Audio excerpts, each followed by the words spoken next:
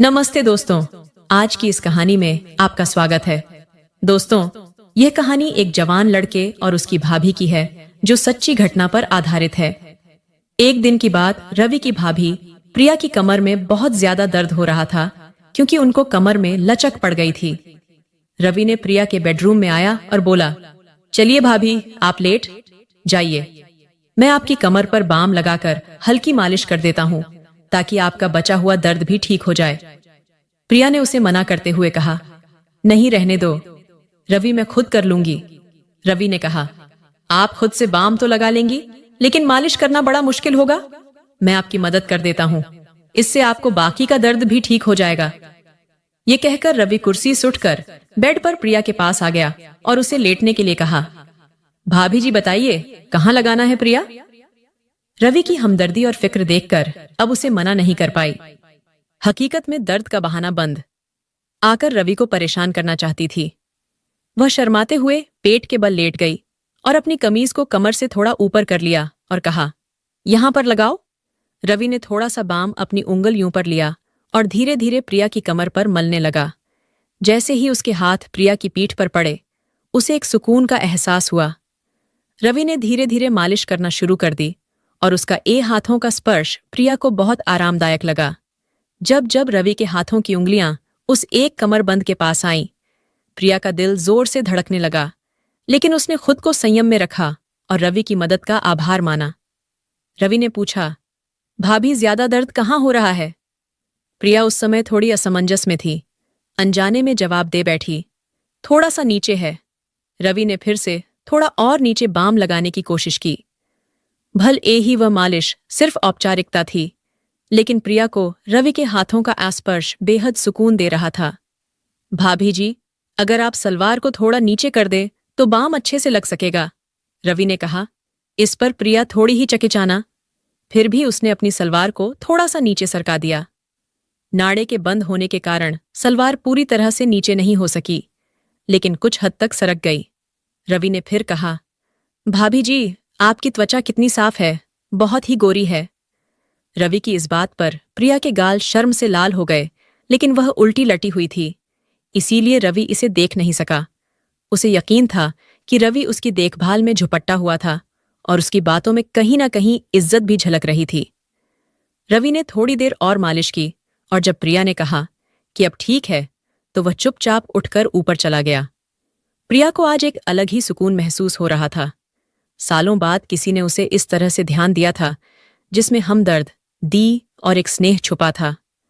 रवि के बारे में सोचते हुए कब नींद में खो गई उसे पता ही नहीं चला। अगली सुबह जब जागी तो उसने खुद को तरोताजा और शांत महसूस किया। नहाने के बाद दरिया ने बहुत सलीके से तैयार होकर ब्लैक रंग का सफेद कढ़ाई वाला जोड़ा पहना और ऊंची ही एल के सफेद सैंडल भी पहने। हल्का सा मेकअप करने के बाद वह किचन में नाश्ता तैयार करने लगी।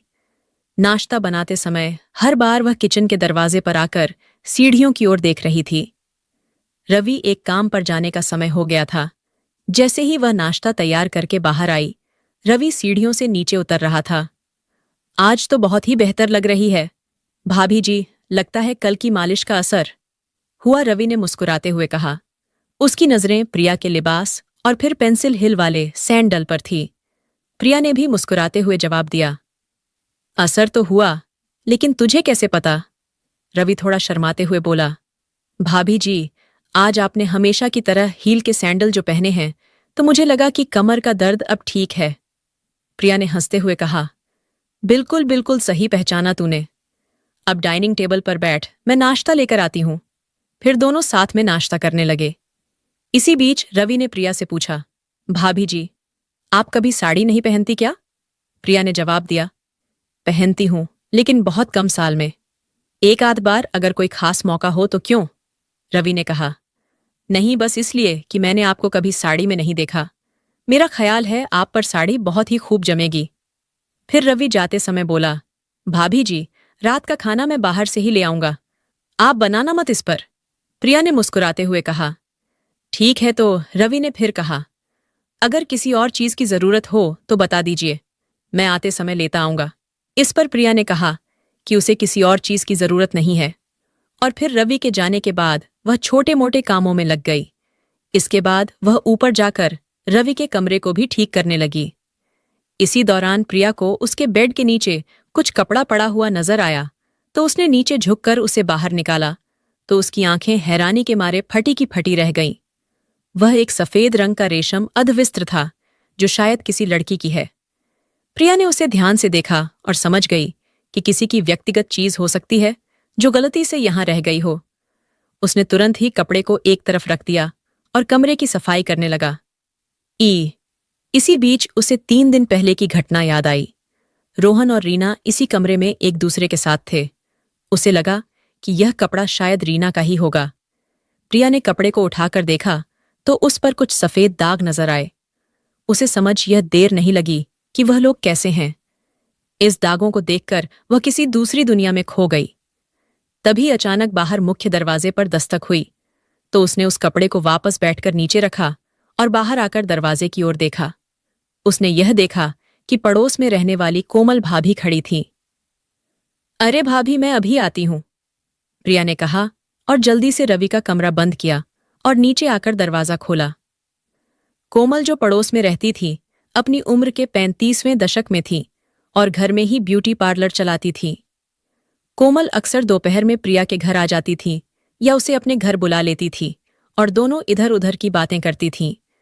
उस समय उस दिन भी प्रिया और कोमल गली मल्ली की ढेरों बातें कर रही थीं।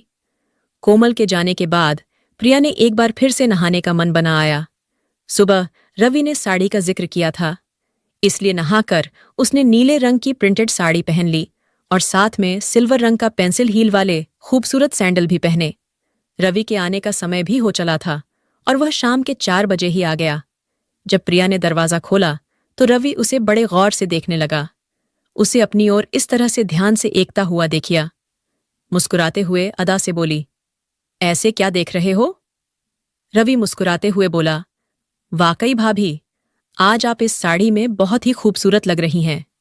यह कहकर वह अंदर आ गया और वह साथ में रात का खाना भी लाया था। भाभी, मैं ऊपर जा रहा हूं। फ्रेश होने के लिए आप एक गिलास शरबत बना दें। प्लीज। प्रिया ने उसकी ओर मुस्कुराते हुए देखा और कहा, हाँ हाँ, क्यों नहीं। उसके बाद रवि ऊपर चला गया और फ्रेश होकर जब नीचे आया तो उसने एक आरामदायक टी-शर्ट और शॉर्ट्स पहना हुआ था। प्रिया ने शरबत बनाया और उसे अपने बेडरूम में ले आई और उसने वहां पर कूलर लगा हुआ था। रवि एक रूम में आकर सामने वाली कुर्सी पर बैठ गया और प्रिया भी बेड पर टांगे नीचे लटकाकर बैठ गई। दोनों इधर उधर की बातें की। इस दौरान रवि ने प्रिया से पूछा, भाभी, अब आपकी कमर का दर्द कैसा है? प्रिया मुस्कुराते हुए बोली, अरे अब तो मैं बिल्कुल ठीक हूं। कल तही इतनी अच्छी मालिश जो कि थी। रवि ने अपना शरबत का गिलास साइड टेबल पर रखते हुए कहा, भाभी, आप आराम से लेट जाइए। मैं एक बार और बाम से आपकी मालिश कर देता हूं ताकि आपकी तबीयत और भी अच्छी हो जाए। प्रिया ने मना करते हुए कहा, नहीं रवि, मैं अब बिल्कुल ठीक हूं। लेकिन रवि ने कहा, भाभी, आप मेरे लिए हमेशा इतना करती हैं, क्या मैं आपके लिए इतना भी नहीं कर सकता?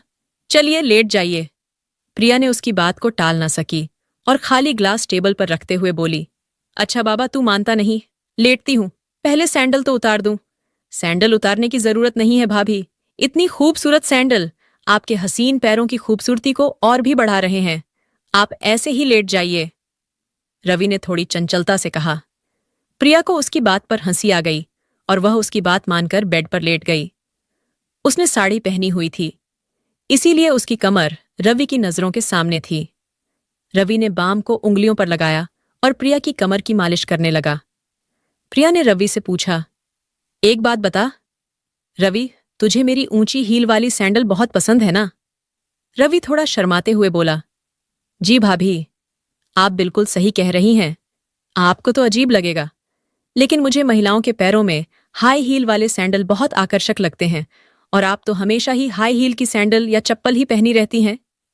प्रिया मुस्कुराते हुए बोली, अरे इसमें शर्माने वाली क्या बात है, और मुझे कुछ अजीब नहीं लगता। मैं तो तेरी भावनाओं को समझती हूं। रवि के हाथों से हो रही मालिश से उसे बहुत आराम मिल रहा था। रवि के हाथ धीरे धीरे नीचे की ओर और बढ़ने लगे।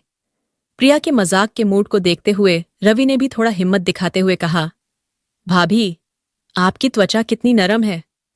अगर आप चाहे तो साड़ी को थोड़ा नीचे कर लें ताकि मैं अच्छे से मालिश कर सकूं और साड़ी भी गंदी नहीं होगी। प्रिया ने थोड़ा शर्माते हुए साड़ी को थोड़ा ढीला कर दिया ताकि मालिश करने में आसानी हो सके।